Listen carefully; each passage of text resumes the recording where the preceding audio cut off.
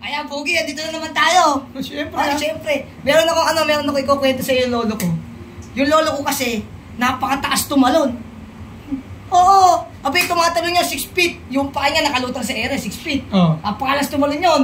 Alam mo, pag tumalon niya 6 feet, naghihigap pa sa ere. Oo ba? Ganun ka yung lolo ko. Ganun kataas tumalon, naghihigap pa. Kagilis pala ng lolo mo. Oo ba? Wala ka lang sa lolo ko. Wala na naman yung lolo ko. Wala na panalo sa iyo eh.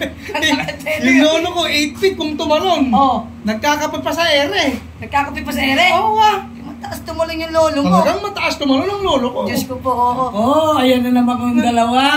Ere na naman itong... Ito na naman itong...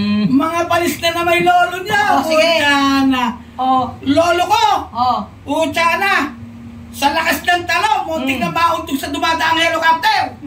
May ganun bang kataas tumalon? Wala naman. Ulano pa yun. Oo, tama, unano pa. Tapos ganun kataas tumalon. Alang gano'n. Magkakasama sila magkakabarkada. Naglalakad sa kagubatan. Alayo eh. Alayo. Unano pa. Tapos dun sa may Ay, ikaw pala. Salit naman ang lolo mo. Palit-lit ang lolo nila. Abay, alam mo ba kung bakit muntik na mauntog sa helicopter? Bakit? Sa pagkatalong. Oo. Nakatapak ng bomba.